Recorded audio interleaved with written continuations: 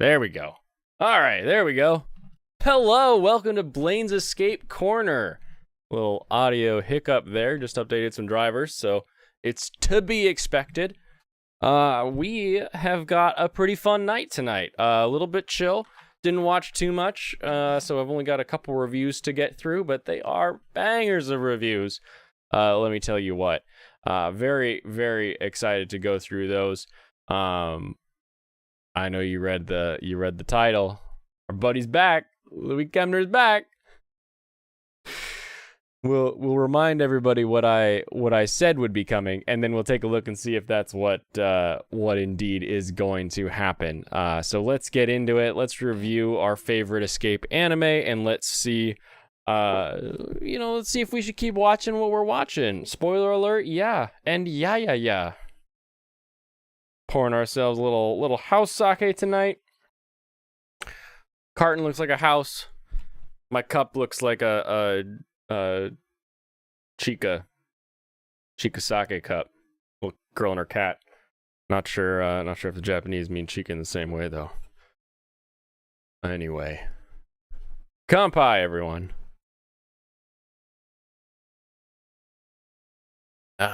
Yummy. Delish. That's fantastic. Alrighty, let's get into the reviews. Daemon, Recipe for Happiness. Once again, another really sweet, fun, let's build friendships episode. This one, little undertones of, potential love interest fighting going on, but, we end up working out in the end, and it's awesome. Michael, ever see House the movie? Maybe? Hold on. House the movie. House from 1985. Does not look familiar. Doesn't. No. I'm gonna say no. I'm gonna say no on that one. But Daemon promises once again they will get cute wagashi, and they get warabi mochi, which is a mochi made from ferns that's pounded and it's really gelatinous. So typical mochi that we see is wrapped around ice cream here in America. Very good, very tasty. I would know if I've seen it, so don't worry about it. Okay. Okay, good. No, the answer is no on that one then. But you're able to get back to Japan. We're able to actually go get into Kyoto. Warabi mochi, fantastic dessert. On the Blaine and Katie channel, we've got a video where Katie breaks down her 5 favorite snack shops or sweets shops in Japan, and Warabi mochi is one of them that she absolutely fell in love with, and I did as well. I don't have a huge sweet tooth, so the wagashi is right up my alley. The red bean paste is sweet, but it's not like kill you sweet. And I like that. I like it a lot more than a lot of more traditional Western sweets that are just sugar.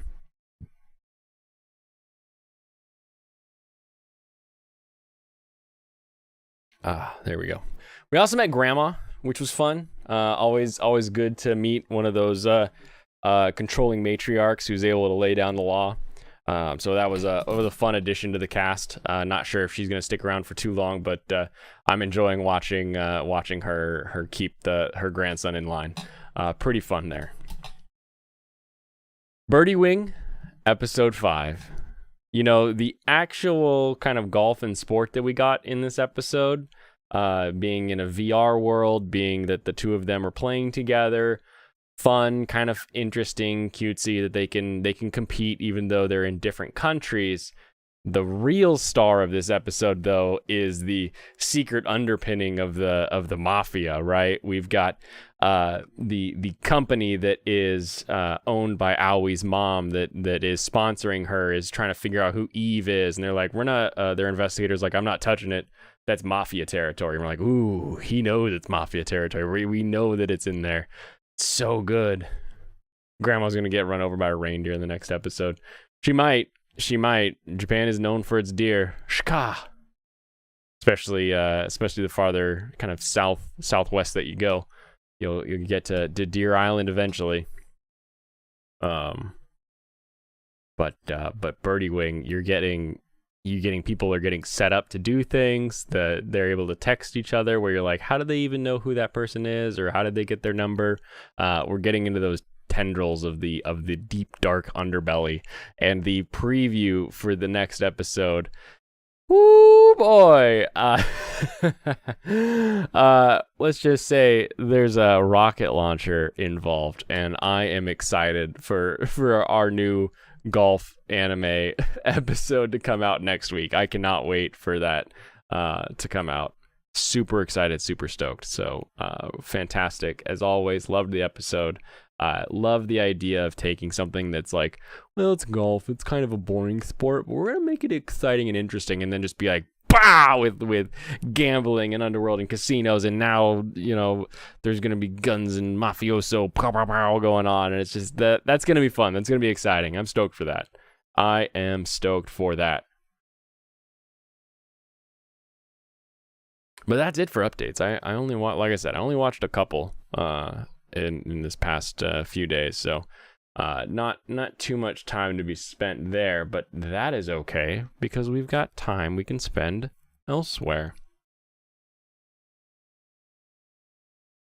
Here's a little. I want to take you back to a historic time. That historic time of yesterday. That's right. Oh, you can't even see me. Get out of my own way, me. Me. Get out of my way. All right. So there's me. Here's me talking to me, or listening to me. You asked this question last time, Michael. You asked this. And I answered. Oh, wait, hold on. There we go. I think we're gonna get an article about how the Friends are really interesting, and we want to know more about the Friends. Like, he's gonna follow that theme after episode 4. We're gonna get an article about the Friends and how the Friends are really interesting.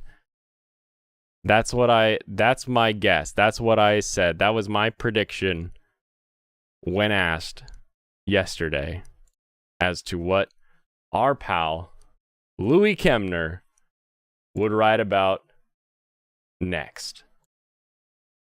And as though they were listening, as though they heard, as though they somehow, either I'm in their head or they're tracking what I'm asking, we got the article. Shikimori's newest episode dives into the Shikimori Neko Zaki rivalry. Now, our question, my prediction has not been proven true yet. We just know now that he's going to be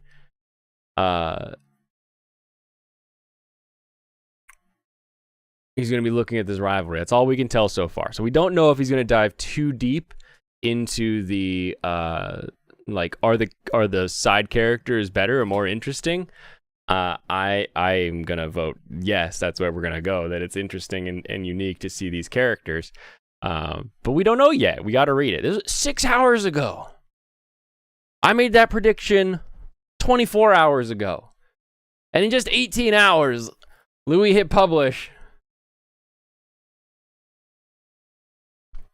Thank you, Louis. Oh, it's Kemner. Did I write that correctly in the title? Did I misspell Lewis or Kemner? One of the two? Hold on, did I do that? Did I do that? Why is it so hard for me to find these things? Why is this not the easiest thing in the world to just look up? Oh no, I wrote it correctly. Okay, we're safe. We're safe. We're safe. I got it right. Kemner. All right, Louis Kemner. Shikimori is not just a cutie. Episode 4 reveals Neko Zaki. I mean, she's been in the show. Doesn't reveal her. Who is Shikimori's best friend, admirer, and bitterest rival all at the same time. All right, we got spoilers for episode 4. So if you haven't caught up with episode 4, then pop out for about 10 minutes while I read through this. But we'll see. It may go longer, but I'm sure we'll get sidetracked by numerous hyperlinks. Crisis averted, Serranos. Episode 4 of Shikimori's Not Just a Cutie explores the motivations, personalities, and relationships of several cast members. Why is that whole line? What to know before the anime starts? Interesting. Maybe we should read that one. It is a Louis Kemner from April. We good. I think someone in the chat moves his tools just to mess with it.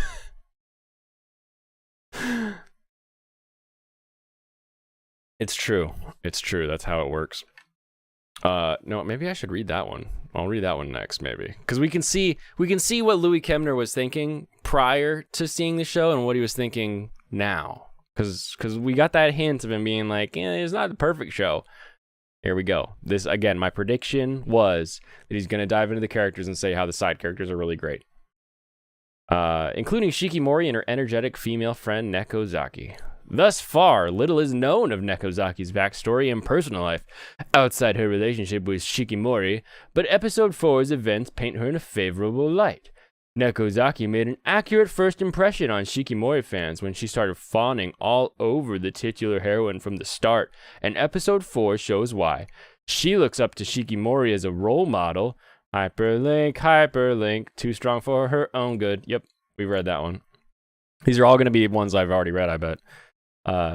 Even if the latter doesn't see herself as anything special, and this paved the way for a friendly and constructive rivalry that flatters Nekozaki more than it does Shikimori herself. True, because at the end of watching them interact, we're like, hey, you know what? Nekozaki seems like she has a much more interesting character arc than Shikimori. Let's follow her. Let's do that instead. Oh, look at those crazy eyes. She's got like a Hasengan or whatever it's called. The Naruto eyes. In episode 4 of Shikimori's Not Just a Cutie, the 5 main friends visit the mall to have fun and buy swimsuits for their upcoming trip to the river. While shopping for swimwear, the 3 girls meet up and comment on how Shikimori is actually rather competitive and not always a gracious loser. This prompts Nekozaki to think back on when she and Shikimori first crossed paths earlier in their high school career. And she admired Shikimori for being the ideal Japanese young woman with pink hair. The ideal Japanese young woman with pink hair. We gotta remember that. Nekozaki was amazed by her elegant, effortless beauty and poise, and in those days she compared herself unfavorably to Shikimori. Her self-esteem seemed low at this time. Did it seem low? I feel like she just thought, oh, she's really pretty. That'd be nice to be that pretty. Like, I don't know that she really degraded herself. She's just like, I'm always sporty. She just knew what her strengths were, you know? That doesn't mean you're self-deprivating or degrading. If I can learn to speak, more speaking juice. Later in the flashback, Nekozaki and Shikimori face off in basketball during PE class, and at first, Nekozaki doesn't feel too competitive. Then she watches Shikimori dominate the court with Izumi cheering her on, which fires up her competitive drive. Nekozaki establishes her energetic and aggressive side in this flashback as she fights hard to win, and in the end, her team indeed wins the game. Yeah. Yup, because that was what it was all about. Shikimori takes it badly at first, but Nekozaki then offers her friendship, which she accepts at once. All this led to Shikimori-Nekozaki bond, born out of mutual respect and invigorating competitive feelings. It's an intense but wholesome friendship to have. I mean, she's like, hey, loser, let's be friends. And she's like, oh, yeah, we can be friends because we're in high school and, like, most of this stuff doesn't matter. Like, who cares? Or does it matter? Does it matter more than I remember it mattering? I don't remember it mattering very much, so I could see PE just leading to friendships after you compete with someone. Shikimori's Not Just a Cutie's flashback makes it clear that Shikimori and Nekozaki have a lot in common. Both are friendly and energetic people who thrive on competition and having goals to pursue, and they also have a great deal of mutual respect. Nekozaki still admires Shikimori as the embodiment of feminine beauty, seeing her as a role model for all the other girls at school. Is it just another Shikimori article? It's a Komi article. Komi Can't Communicate by Louis Kemner. This means Shikimori is the whole package in Nekozaki's. Oh, wait, well, hold on. I skipped one. Nekozaki isn't as shallow as this would suggest, but it does reveal that she looks for what she looks for in a person. She has fairly straightforward taste, and anyone who can carry themselves like a dignified princess is a winner in her eyes. She also admires anyone who can keep up with her in sports and other physical contests, boy or girl. I mean, we never see her say that about a boy.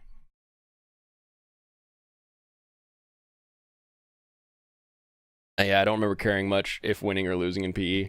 I do remember trying hard, like actually like sprinting around and running really hard when, like, I don't know, freshman, like high school freshman PE class, because I didn't have like anything else that I would do sports wise. So I was like, yeah, might as well give it my all. But like, yeah, who really cared at the end of the day? It's not like you were actually on the team. But that could be because I was like C team in any sport that I attempted, except for golf. I'm varsity golf. The only letter I got, and I don't have a jacket to put it on. Who cares? I still say golf is a game, unless we're talking about birdie wing, and then golf is an ultimate life or death contest, so that we can see who gets to build a casino on property that we're gambling for. Those are the two forms of golf. One's a game, the other one is life and death. This means Shiki back to the boring anime to see if Louis got a better take on it. This means Shikimori is the whole package in Nekozaki's eyes, a popular and beautiful girl who is also good at sports and generous to her friends. That's all Nekozaki needs, and in return, Shikimori admires her great athletic prowess and attitude as a humble and generous winner. Had Nekozaki flaunted her basketball victory, they would never have bonded, but as a humble and selfless winner, she inspired the sore loser Shikimori to become her friend, and that means she's just as graceful and charming as any princess. Nekozaki should give herself more credit. I think she gives herself plenty of credit. So does that... I feel like this article, compared to the other articles Louis has put out, is just saying like what happened and that this character is good.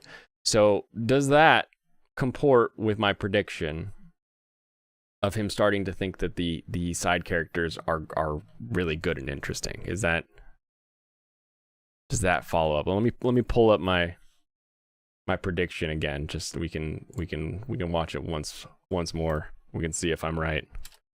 Copycat. Your friend covered sports, you just cheered for her. There you go. Always good to have a friend who will shout your name on the sidelines, waste any time, or the front lines, whichever lines they happen to be. Let me mute this real quick just to find the... Okay. All right, here we go. Let's see.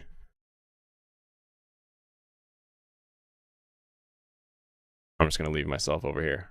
All right, here's what I predicted. Next arc prediction.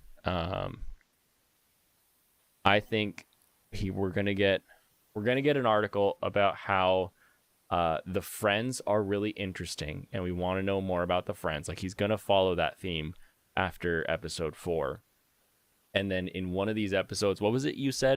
Okay. I think that counts. I think that prediction satisfied. I guessed it. I said he was going to talk about friends. I said he was going to get interested in friends. And then the next episode is going to teach us more about another friend. And he's going to go farther down that line of like, we've got an interesting friend group. And then it's going to just kind of fall off and we're going to go back to the boring couple. Copycat, have you seen Shikimori? Same with you, Serranos. I don't know if we've had your take on Shikimori. My take is loud and upset at the fact that everybody loves it, while it's a very heavy mid show. This show is not great. there's not much to it, and it just feels so schlocky with the way things happen. The main character having bad luck is unexplained, and it just doesn't seem like anything is that interesting in any given episode. And people online are just like, whoa! Blows my mind. Blows my mind, really. Let's see. Oh, and here we go. Oh, that's all good. You're saving yourself time. You're following the rule of escape where if you don't like something, don't watch it.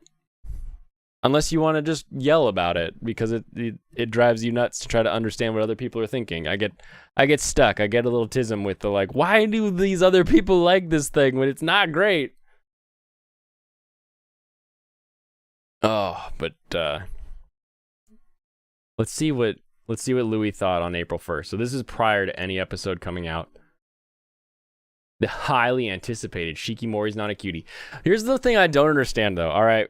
There are people who are writing about how it was highly anticipated, like this article here. And right next to them are people who are like, I never saw this one coming. And it's like, well, which is it? Did we not? Like, if you're online and interested in anime, you had to have seen something about this show. Because everybody said this was going to be the next Marin, which I think is just going to be what this article is. It's not so bad. It's funny. But it's so bad that it's funny to laugh at people who think it's good. So that's where I'm at with it. That's where I'm at with it. And by laugh at people, I mean just ask them, why do you like this?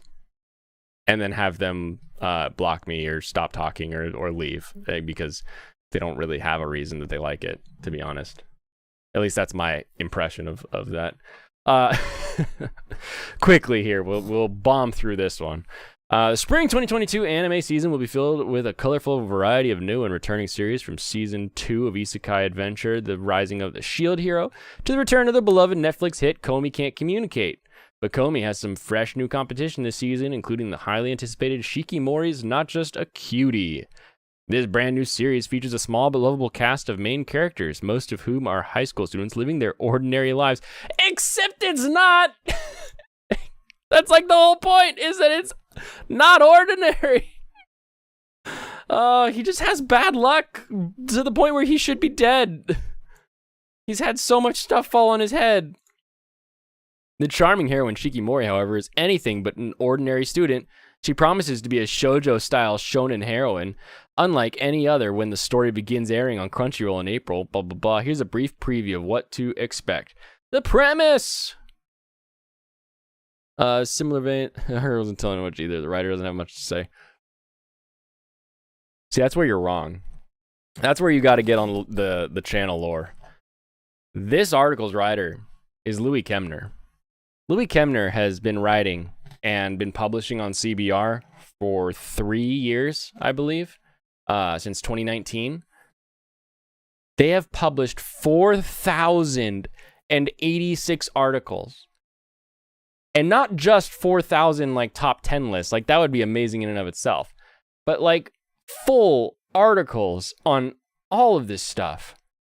And they continue to have takes on Shikimori. They started out with, Shikimori is amazing. It's the next coming of Marin. They're gonna take the world by storm.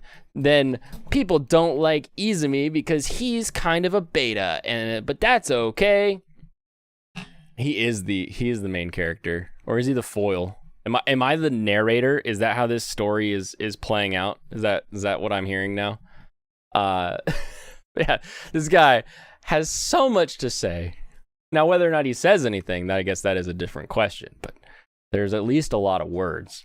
There are a lot of words, and this is sort of a why you should watch it. So maybe after I finish reading this, you'll be like, you know what? I am compelled to watch this. I'm gonna check this out. I'm going to see what this show's all about. That sounds pretty good. And then you'll remember what I said once you start watching it. Although Shikimori isn't about to redefine the possibilities of high school or slice of life anime, the series should appeal to any fan who can't get enough of the genre, while also looking for assertive, strong female leads who can carry an entire series on their own. More and more anime today are giving girls a chance to shine as the protagonists in a variety of genres, like Komi Shoko to Love of Kills, seinen-style shoujo heroine Chateau Dankworth. It's a trend that is absolutely worth continuing in the spring season with Shikimori's not just a cutie. Oh yeah, not in general. But here's where we start diving into it. So I don't know what your anime breadth is, but I was born in the 90s. I was born in 90, actually, to be specific. And my dad would go to a place called Scarecrow Video, and he would rent anime. And you go to the international, strong female just lost any hope of interest in me. The females can be strong, and they've been strong forever. But how is that a new trend? Like, my dad was getting stuff like Ghost in the Shell and Slayers, and like, I would argue even like Evangelion, even though like Shinji's like the main, but like all the strong female characters are much more assertive than he is. And that's kind of the point of the show. And it's like, we've had all of these shows for years that have had a actually interesting, strong female lead. And now it's just like, well, no, she's just like physically strong. She's like really good at sports. That's what her character is. Her character is someone who's good at sport and wants to protect Bad Luck Boy. And it's like, how is this the trend? I don't like it. I don't like it. The anime stars the shonen heroine Shikimori, a lively pink-haired student who is definitely the more assertive and dynamic member of her relationship with the meek but kind Izumi. During their idyllic high school days together, Shikimori will take the lead as the attention-grabbing star who can do it all, from competitive sports and gym class to being an everyday hero who can rescue her boyfriend from harm when things go wrong. And she's an ace student to boot. Oh, Shinji is Shikimori. So the reason it's a trend, and the reason I think, because at first, when I was reading some of his bio, you're like, been a fan of anime since 1997. I'm like, okay. I found out later, because he graduated in 2009. He and I are about the same age. My guess is there's an entire generation of people who were like, saying Slayers off the cuff, oh man, Lena Inverse is the greatest. That's Guyver and Slayers. The first few minutes of Ninja Scroll, and I think of what was another. I've got like those like formative anime when I was like too young to really understand like what was going on, but you're like really invested into it as a kid. And like Dragon Ball Z and Pokemon and Toonami hadn't really come on the scene yet. And my dad was just bringing VHSs home from this from the rental store, Scarecrow Video. But you've got this entire group of people that were familiar with Pokemon and Dragon Ball Z, and that's what they watched because that was on TV and they could watch it. And then they didn't watch anything for years, is my guess. They stopped. They got teased. Someone saw their Dragon Ball drawing that they made, and they just kind of stopped, and they got out of anime.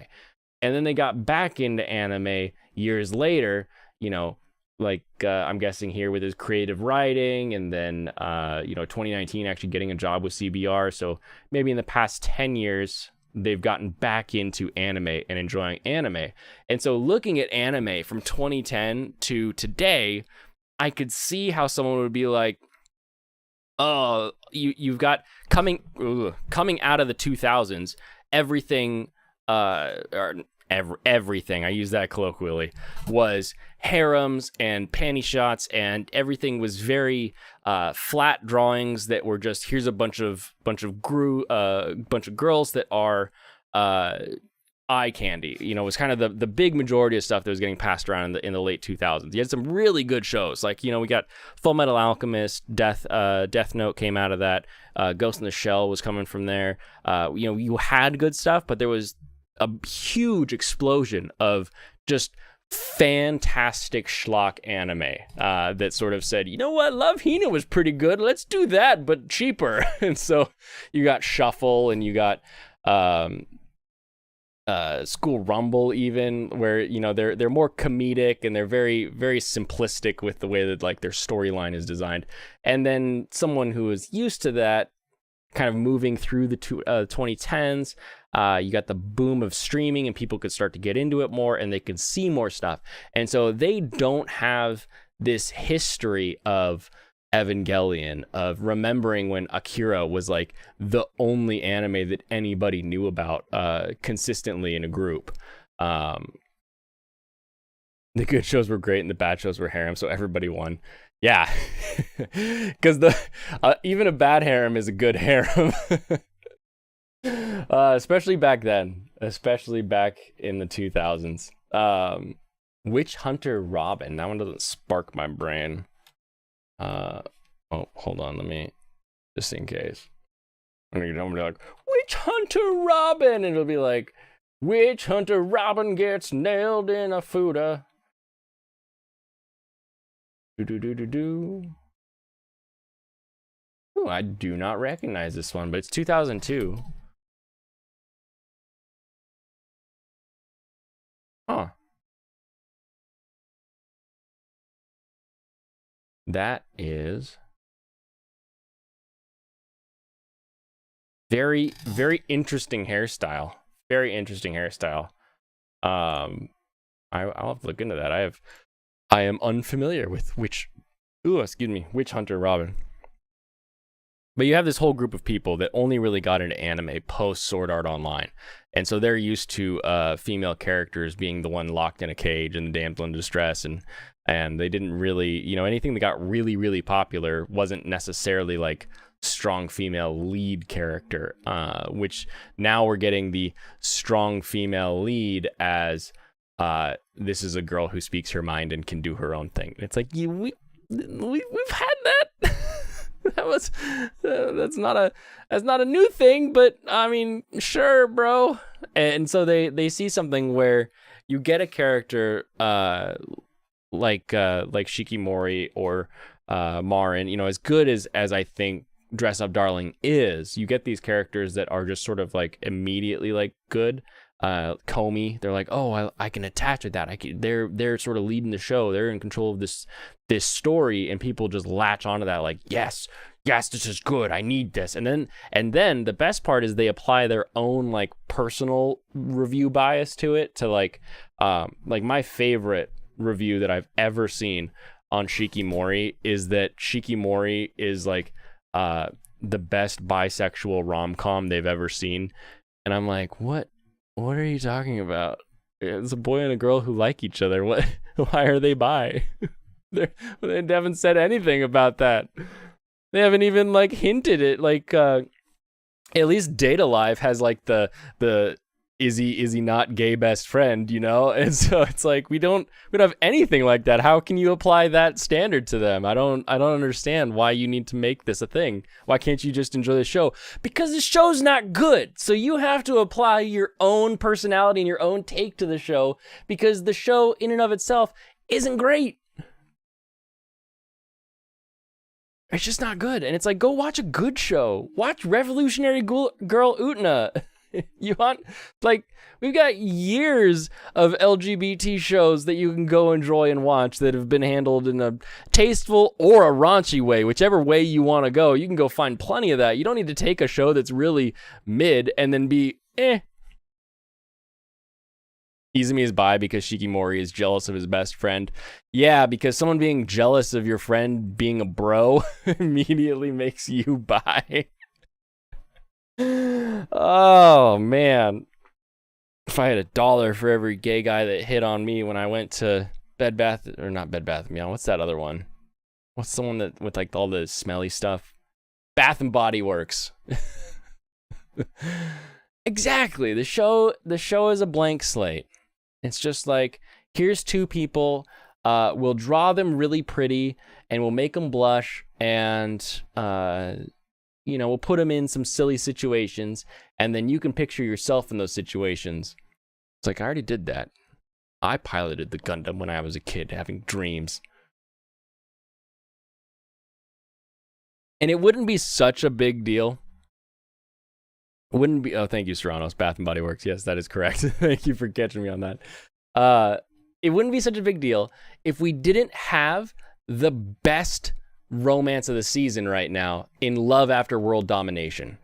Love After World Domination. We have the Power Rangers theme, so we've got a group of ice cream rangers, the Gelato 5, and they're going up against the evil Gecko, and the love interest between Fudo, the high school jock who just wants to get muscly, who's fallen in love with Desumi, the Shinigami Hime who's working with the bad guys. We don't know why, but it's kind of intriguing. And how they can start a relationship even though they're coming from these diametrically opposed sides. It's interesting, it's unique, it's fun. And now we've got other people that are getting in on the mix. And it's like, all right, this is a good rom-com. This is pure bliss when it comes to just show me something where I'm like, good for them. Yeah, I hope they make it. That's fantastic. Your mom always used to get soap from there. Yeah, there's a peppermint one that comes out every year, and my wife and her mom they go buy gallons of the stuff so that they can have it on hand at any point because they fall in love with that peppermint soap. You were the one in the hospital room with Asuka. It's Asuka. You can say. You don't need to pretend like you don't know. Asuka, aka second best girl in the series. Best girl if you're under 17. Asuka's best girl. Soon as you turn 18, that's when you get out and you get a job and you start in the workforce and you watch Evangelion again. You're like, you know what? I think Misato is probably the best girl in this series. True. If the story is lacking, it's a waste. And if it's a waste, don't watch it. Just don't. You don't have to spend time. Like there are people who get all completionisty about this stuff. But it's like fanfare of adolescence. Heroines run the show. Don't Hurt Me, My Healer. Aharen-san. Really, they weren't really exciting. I stopped watching them, and if I stop watching something for a couple weeks, it's drop it. I'm not that interested. Just let it go. I remember watching Blue Gender, but I don't remember anything about it. It's one of those memories that I have at a time where my dad would have been like pre-watching and then like censor fast forwarding shows. So I'm pretty sure I watched it in that context, but I don't remember a dang thing about it. It is one that I should go back and take a look at some point. I should do a full, like, what have I seen?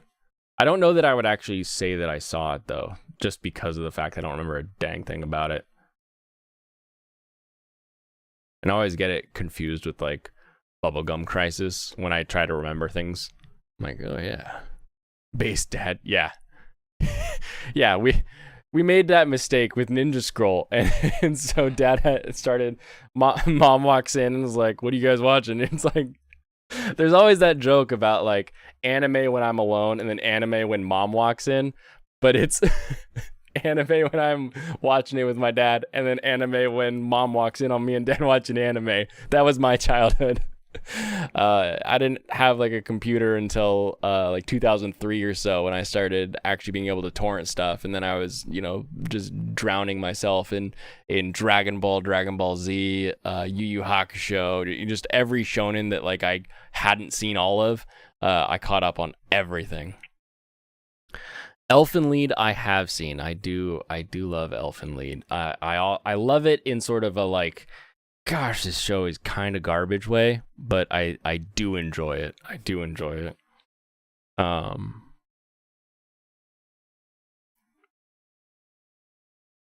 I still remember. I think Guyver was the one that my mom hated the most, but also it was just people exploding into aliens that were then dying, and so it was like she'd be like, "Ew, what are you guys watching?" You'd be like, "Yeah, just these people exploding into zoonoids, but it's okay because now they were always zoonoids, so they've got to kill them, and they're killing bad guys. Don't worry about it. Don't worry about it, Mom." Those were the days. Those were the days before DVD players.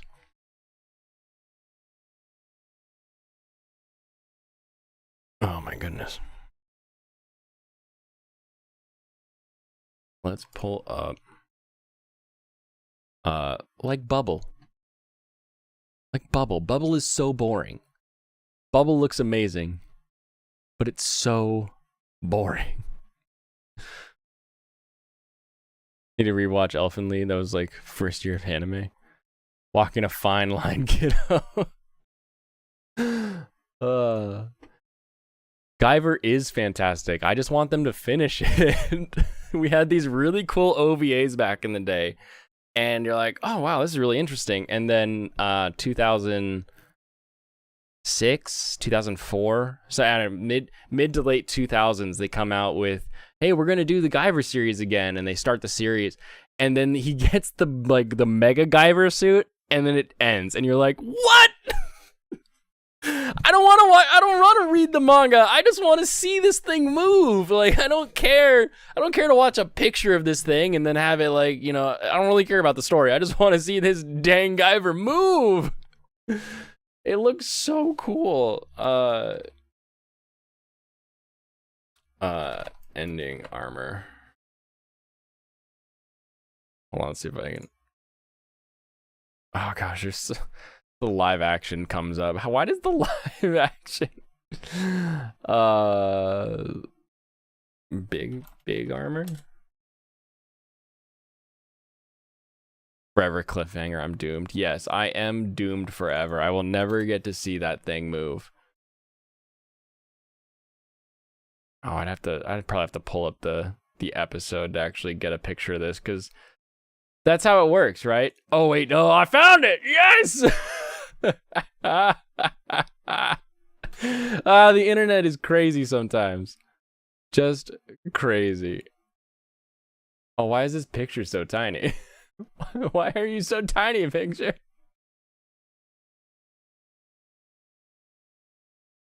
Oh, Guyver Gigantic. That's what it's called. Gigantic. Oh, I was looking at it. It's just kind of green in these pictures. There you go. There you go. Boom. Guyver Gigantic.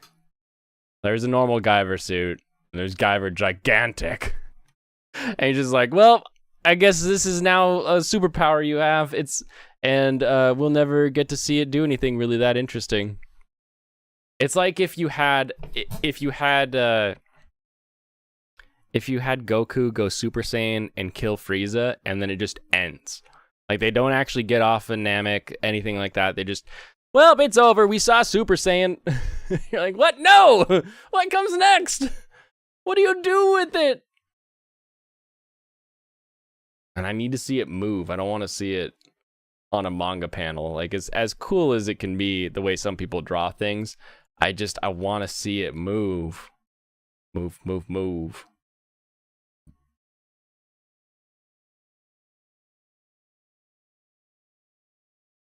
Oh, Quintessential Quintuplet's got another trailer. Isn't that exciting? Isn't that fantastic?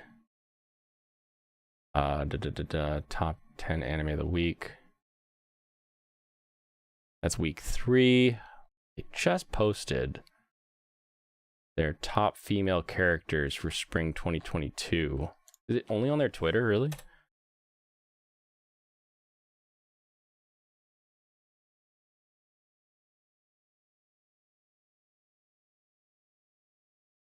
QQU bad show?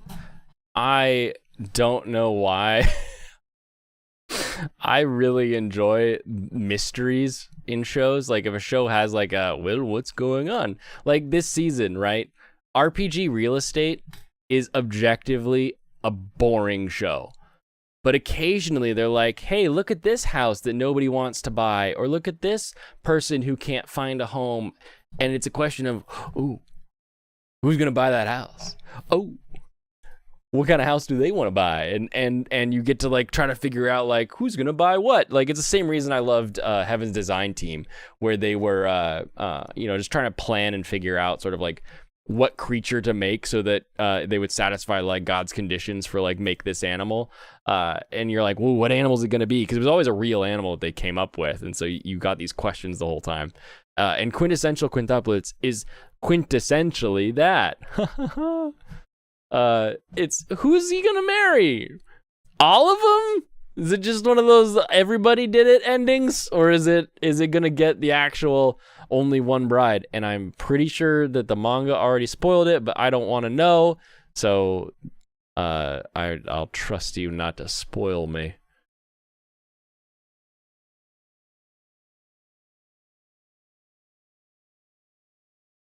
Okay, first, I guess we can look at this one. The top 10 boys from week 3 spring. Lloyd Forger. If anyone thinks Lloyd Forger doesn't belong on the top of this list, they're deluding themselves. Ishigami Yu, I've heard, has had some really good character in this season. I'm not up to date on Kaguya-sama, but I can see people enjoying it. Kongming just sounds so funny, and I need to just bite the bullet and grab High Dive so that I can finally watch it. Back to Kaguya, they've got some people going there. Tadano. Season 2 got you progressively more upset. Sometimes a season's got to make you upset before it makes you happy. If it does make you upset, just stop watching it. That's kind of like why I stopped watching Kaguya-sama. I was like, oh my goodness, is it going to be another season of them not saying anything? I don't know if I can handle this. This is getting annoying. And you just leave it.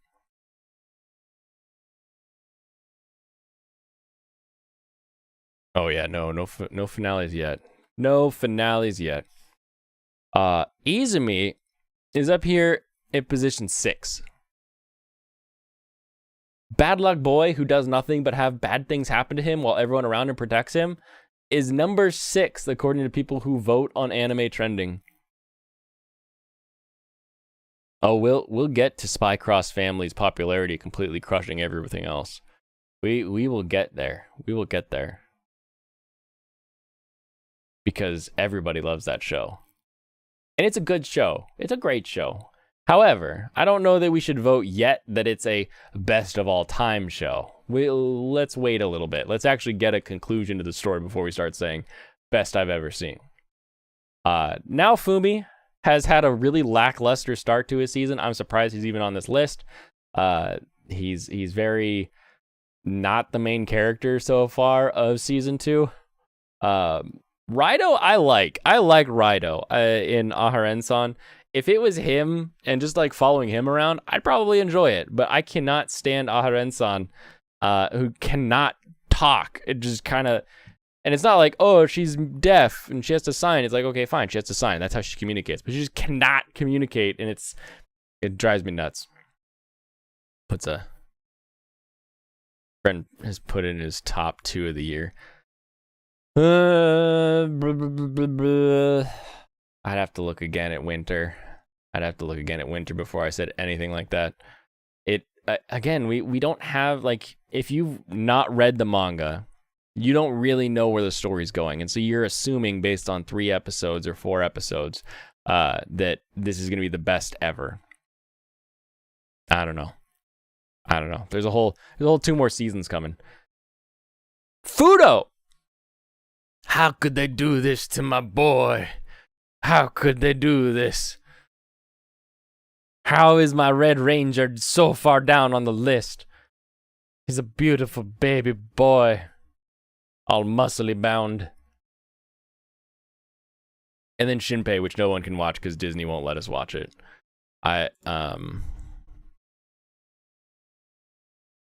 I'm okay with this list. Obviously, I think Izumi shouldn't even be anywhere close a top 10 list, being that his entire character is I am boring and I am bad at things that I do and things bad happen to me.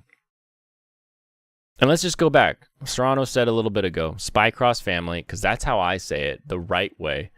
Popularity completely crushing everything else. But if I look at the top female characters, Michan is on the top. She beat Yor! How? How? Strong, powerful woman who can take care of a family and wants to help out loses to I'm gonna control this boy's life because without me he dies.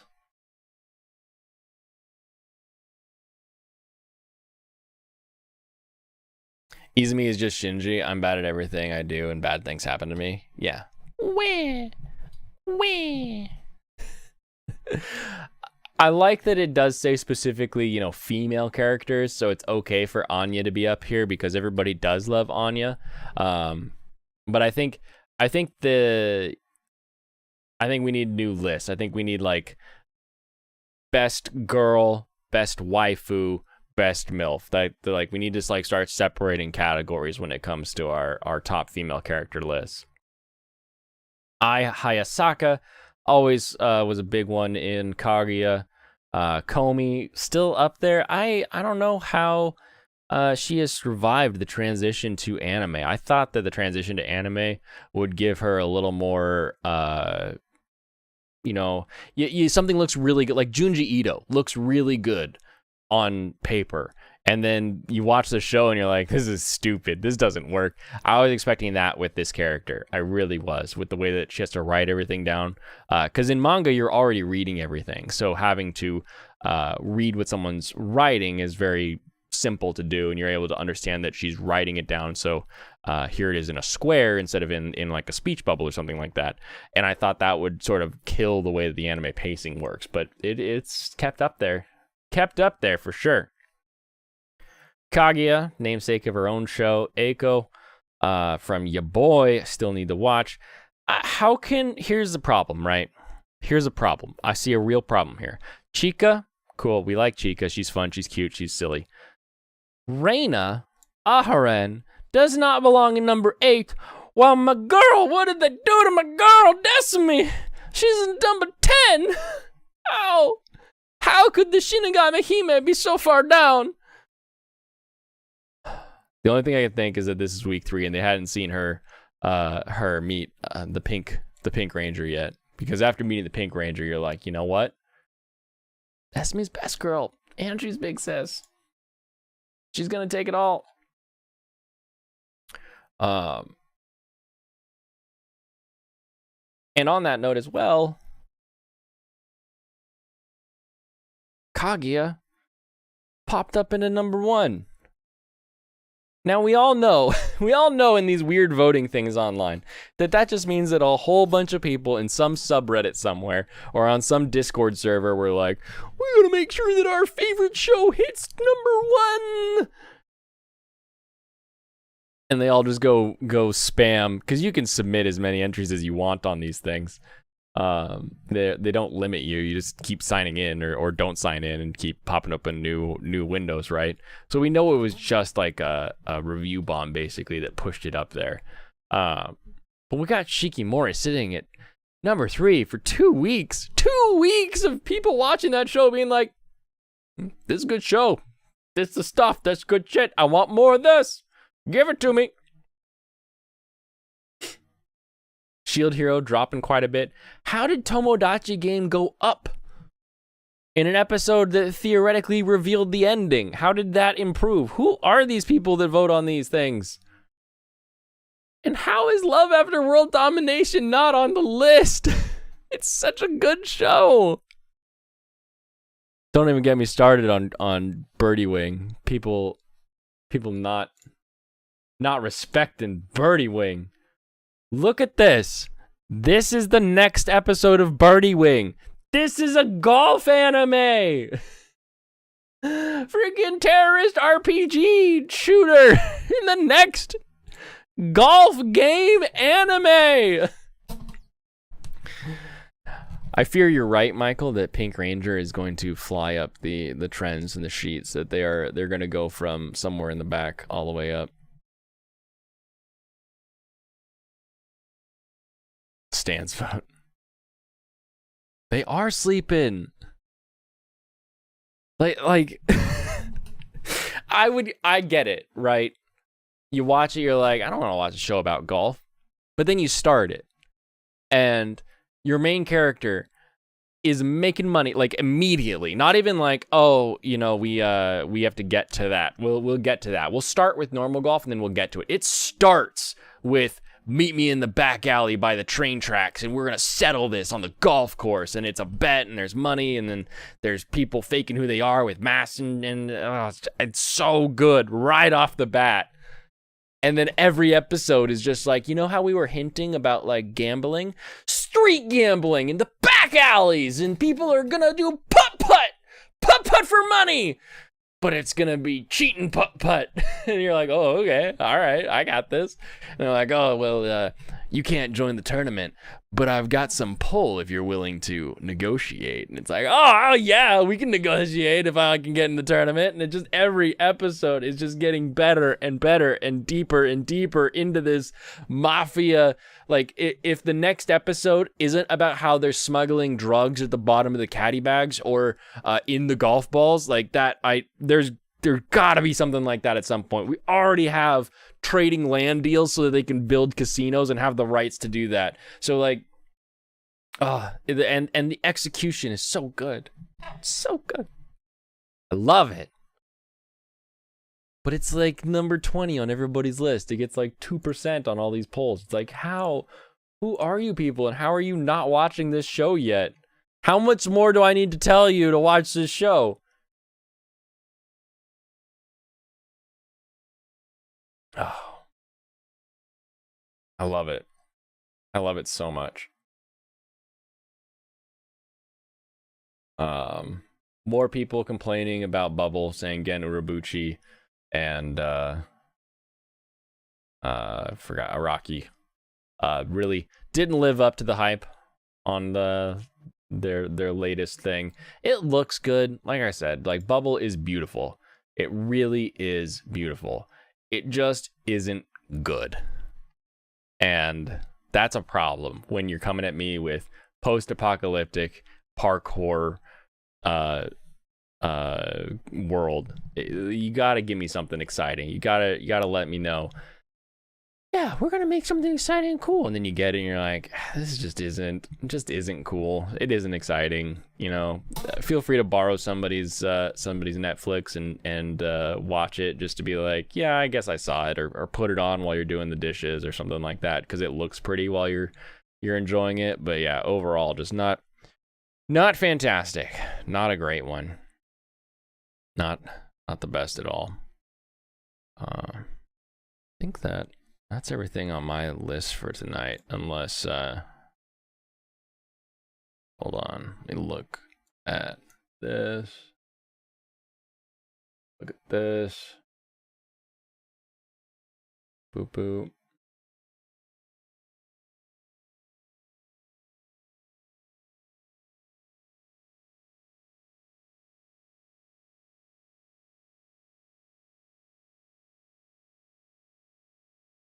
And riveting, I know.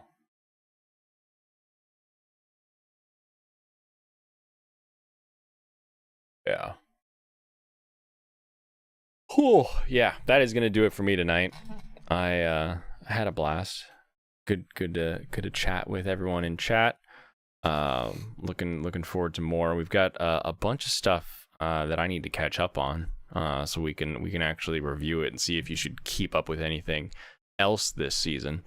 I mean, once again, Birdie Wing and Love After World Domination if you need anything else beyond that, we're watching Otome Game, we're watching Donald Witch, some of these other ones. But those are gonna be the two that everybody watches. I always am drinking sake. That's sake. Today is brought to you by House Sake. I call it House Sake, but it's really not. It's really Sawanotsuru. They brew it in the old-fashioned housing, where it's like the big old classic warehouses. So they make their cartons look like it. And it's really, if you want decent sake without spending a ton, get the cartons, because the cartons are a lot cheaper to ship, and they guarantee that they all make it over. So you can get, really good quality without having to spend like a ton. Like Onikuroshi is like one of my favorite sake. Been drinking too much. Onikuroshi is one of my favorite sake, and it's about a $50 bottle, $45 bottle. Really good.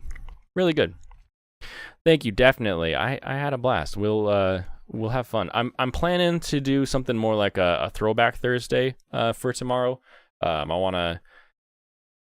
The anime guy Brandon is doing a lot of 2000s anime. It's kind of why I've was so immediate with some of my stuff as far as that goes. I'm usually not good with dates and shows, but I've been reviewing a lot of it. And I was like, you know what? We're talking a lot about how the shows this season aren't great, or we should probably drop this one, drop that one, drop this one. But I want to sort of give you the watch this. If you need to escape, and I'm telling you that these shows aren't great, here's some shows that are great. So we're going to do sort of a throwback Thursday tomorrow and talk about some shows that I love and I quite enjoyed from the 2000 to 2009 time period, and we'll get into that. So you have a wonderful night, and I will catch you all tomorrow. Kanpai.